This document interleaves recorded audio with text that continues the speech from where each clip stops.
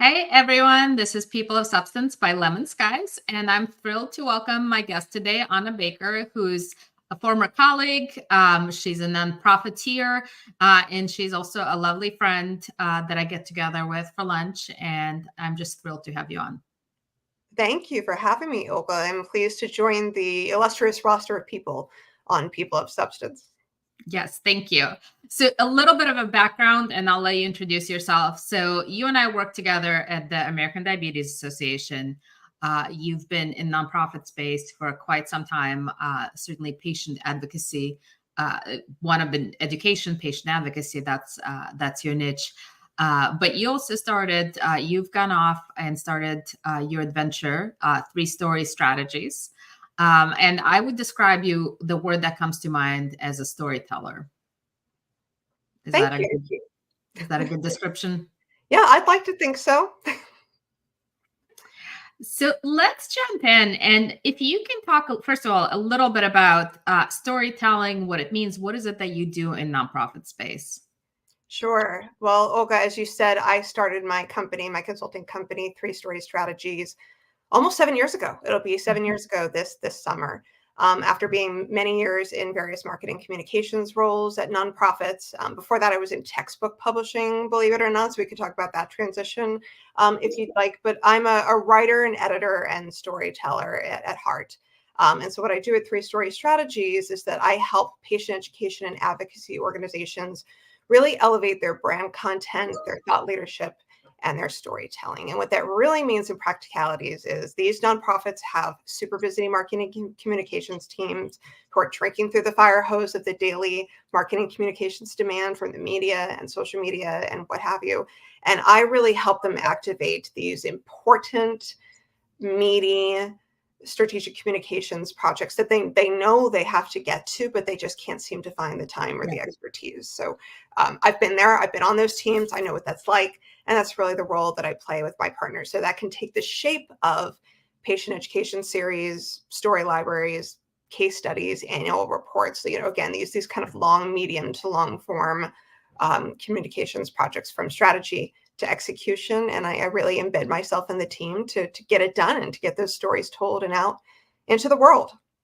So I have many follow-up questions, but one question I want to ask you is what makes for a good story? And how do you know a story, like if there are many elements, like we could spend several hours just unpacking the arc of the narrative, et cetera. But if you had to tell somebody on the first conversation what makes for a good story, what would it be? Sure, that's a great question.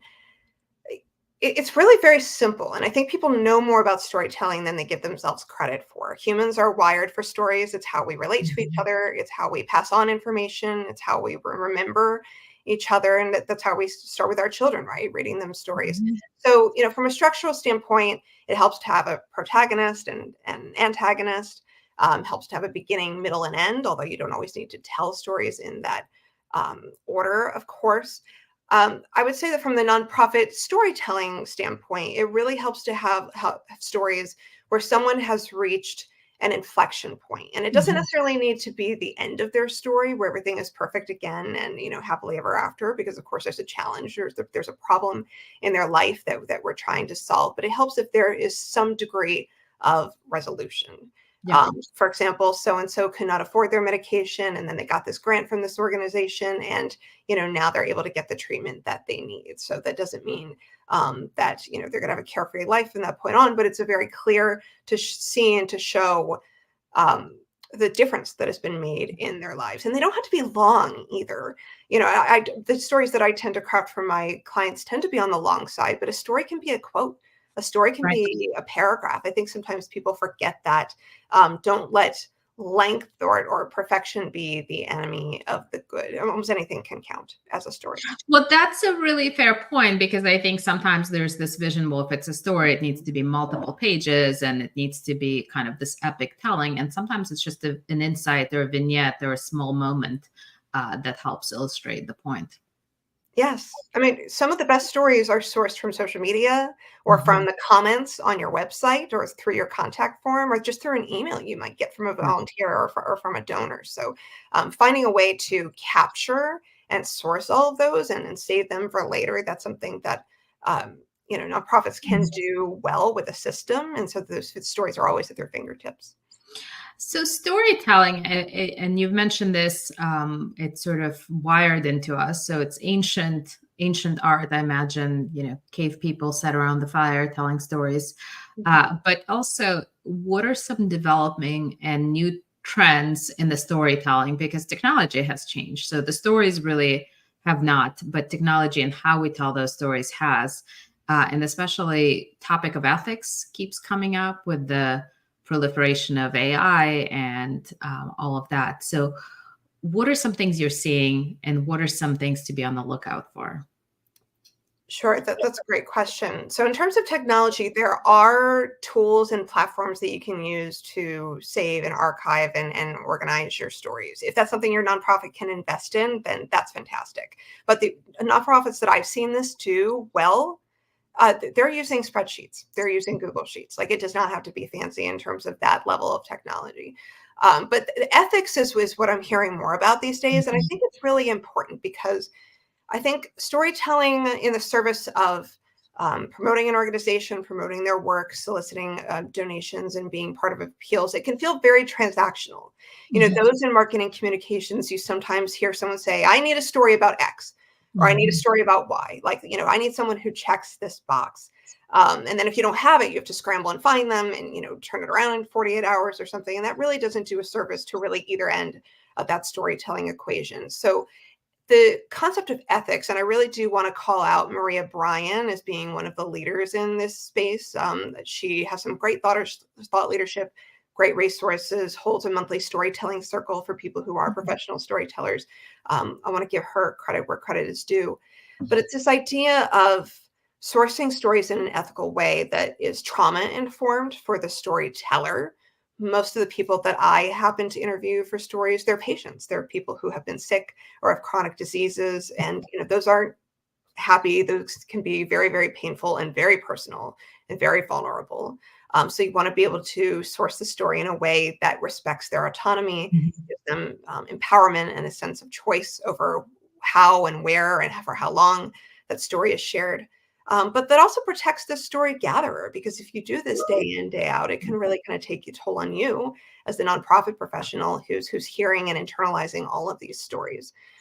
So if you go about it in a thoughtful, proactive way, and if you know what you're looking for and how these stories will be used, I think that you can save time and effort, but also come up with the better stories that honor the needs of the mission and the messages that you need to get across, but that also honor the storyteller who is really doing us quite a favor and quite a service by raising their hand or saying yes or agreeing to tell their story in a very public way, whether it's in a video or on a website or on a social media post or what have you. No, those are all really fair and really good points. And I always think about also the dignity of the person whose story we're telling, right? I feel like for a while, maybe back in the 90s, early 2000s, I feel like there was this object of pity and otherness. So to elicit emotion, but in a way that was sort of positioning, them and us without really kind of accounting for that dignity of the person whose story we're telling. Yes, absolutely. And what I would add to that too is I think people are starting to understand that stories don't have to be perfect in order to achieve their goal. Like someone sharing their story with you does not mean that they're going to regurgitate your talking points or your core messages, which are very internal, right? So you have to be satisfied that the gist or the emotion of the story is going to speak for itself, and then like the framework that you use around it, that's how you get that extra messaging in. So something doesn't have to hit the nail exactly on the head, and we should not shape or edit it too much to that effect in order for it to be both authentic and powerful. So I'm going to use slightly stronger language. Do not make up details of the story to make it better. The story is what it is. Do not make things up. Right. Exactly. So how do you incorporate, and you and I have heard, well, we don't really have any stories. How do you make your organization kind of incorporate that culture of storytelling into the work you're doing? And also, how do you convince mission teams and other development teams that marketing and communication in their storytelling role is really a partner at the table to support their endeavors? Mhm. Being in marketing communications, it's funny, you are the lead storytellers at the organization, but you're usually not on the front lines. You're not in direct contact with the clients or the constituents that the organization serves. So you really do need those program staff to, work together with you. And I think it comes back to empowerment and empowering people to Mhm. be brand ambassadors. You can't expect people to share stories if they're not asked, if they're not given a process with which to do so, and if they're not educated a little bit about what you're looking for and what makes a good story. So something that I piloted at the American Diabetes Association many years ago when you and I worked together was, whether it's a lunch and learn or whatever format is available at your organization, doing a presentation on exactly that. Mhm. Here's what makes a good story. Here's what we're looking for. Again, it doesn't have to be long. Make sure you get your permission. Here's the permission form. These are the categories that we're looking for, and then empower people to share it with you and make it easy for them. So, did they just drop it in a SharePoint folder? Do they just email it to someone? Do they just send you an email? Mhm. Make it easy. Tell them what you need. And then once you have those stories, involve that stakeholder who, again, might be your conduit between the story as it's told and this person whose story was shared. Keep them in the loop, have them approve or review the final version to make sure that it's accurate and that it hits the right marks. Don't overuse stories. Yeah. Vary it up. I think that's how marketing communications can really build trust and kind of build that momentum of storytelling culture within an organization so that people do see the proof of their work, the proof of their contributions, and just how powerful those stories are once they're told.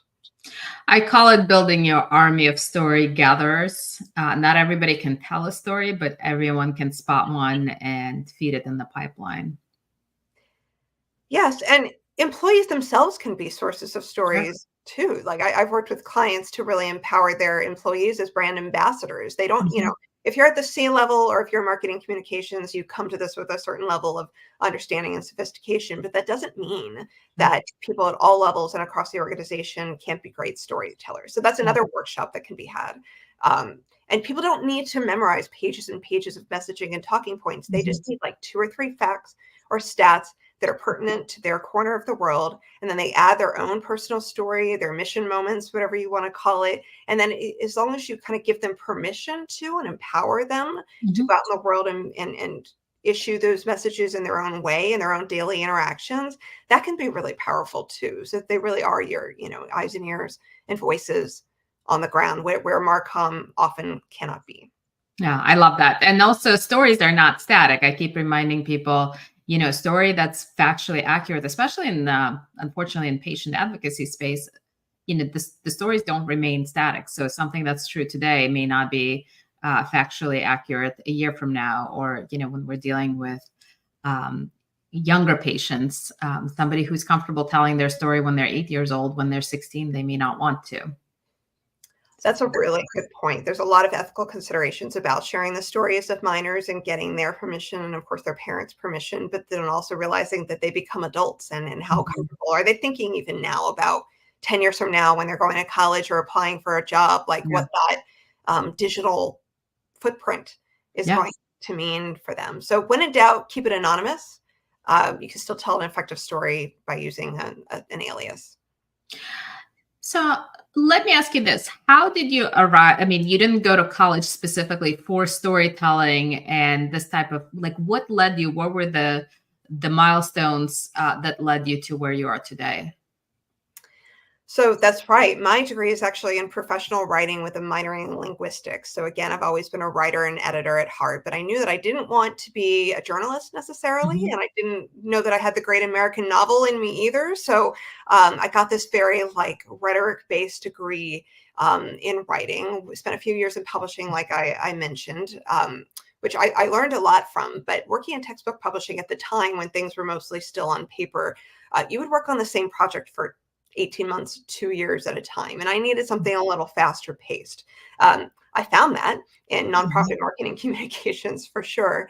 And, in my second or third role in the nonprofit space, I actually kind of spearheaded the world of branded social media. This was at a time when Facebook and all the social media channels were not just for people, but they were for brands and organizations. And so I piloted those presidences for the nonprofits that I worked for.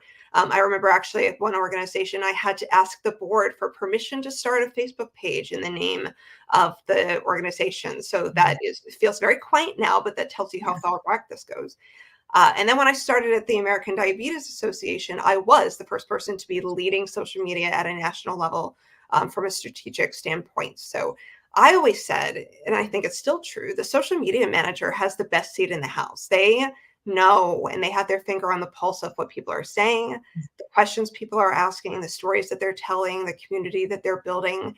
And I really worked hard to leverage those insights, pull and source stories from our social media community because people were just so eager to tell them, to tell their experiences with all types of diabetes, and also as caregivers and also as healthcare providers. But then, how can we turn that into patient education content? This question keeps coming up, and I keep answering it. Why don't we create a web page accordingly? Um, Here's all these stories that we can use in our annual report. And from there, I was able to, thankfully, it was an organization that I think really valued and those Mhm. insights and valued what I was bringing to the table. So I wasn't just the person, hitting post on Mhm. Facebook or on Twitter. I was really bridging that gap between the organization and its community. And I leveraged that experience into subsequent roles in digital engagement, strategic communications, and eventually storytelling. And I decided that the part of that gave me the most joy and where I really shone, and that gave me that sense of flow that we all hope to achieve, at least, on a regular basis in our work. It was in the storytelling. It was in the crafting of the stories, and the shaping of the stories, and in being a steward between the storytellers and the story sharers, the Yeah. nonprofits. So that's why when I launched my own consulting business, that's where I decided to focus, and the rest is history, as they say. But this was not the first business you launched. Sometimes we do a game of two truth and a lie, but I know yours. So you were a wedding planner for about a decade, freelancing and dabbling and dealing with, I'm sure, all sorts of interesting brides. Can you talk a little bit about, like, did you fall into that? Was that an ambition? Like, how did that come about? I I sometimes have to remind myself that my current business is not my first entrepreneurial endeavor. How that came about was I was working at the publishing house, and I had a really good friend and colleague named Anne Charbonneau, who was getting married the same year that I was. We both got married in 2007. And so at lunchtime, she and I would share all of our wedding plans and details with each other. When everybody else in the building was sick of hearing about them, we could always count on each other to share and talk about all that. And then it was over. We went through, wedding withdrawals. So we thought to ourselves, well, maybe people will pay us to do this for them. So we threw together a quick little company and a quick website and started advertising on Craigslist and the not.com. And by the end of a decade, we had, between the two of us and a few other assistants that we recruited, we had coordinated, I think, at least 75 weddings in the Washington, D.C. area. Yes, 75. Um, so what I love about that is that it got me out of the office. It got me out of, the cube and into the world and interacting with all these different people and in all these different locations. It really helped me get to know the DC area. And, I've had a lot of sense about the skills that are crossover. Mhm. Obviously you have to have great attention to detail, great organization skills. You got to keep things on time. When I've planned events in my professional life, like award ceremonies and stuff, I mean, anybody who knows me knows that I've perfected the art of being like 5 minutes early for everything. But there's also a great emotional intelligence. This is one of the biggest days of people's lives with their families. There's family dynamics. Families are complicated. And Sure. so you really had to, on the day of the event that we were coordinating, really read the room and sense people's energy levels and what, are people getting along? Do people need space? And I think that I bring that same emotional intelligence to the storytelling work that I do and just everyday interactions with my clients. So We did it for about a decade. We've hung up our clipboard since, as I like to say, because, you know, wedding coordinating is great, but it's all nights and weekends. And Anne and I both have families now, and it just got tougher and tougher. But it's an experience that I treasure and learned a lot from. And I'm glad to call Anne as, you know, a lifelong friend because of it. So, are there any like nightmarish stories, or is it between the wedding planner client privileged information? Most of the time when something goes wrong, it is so small that no one else notices. I Sure. think anyone who's ever done any public event, personal or professional, you know, realizes that.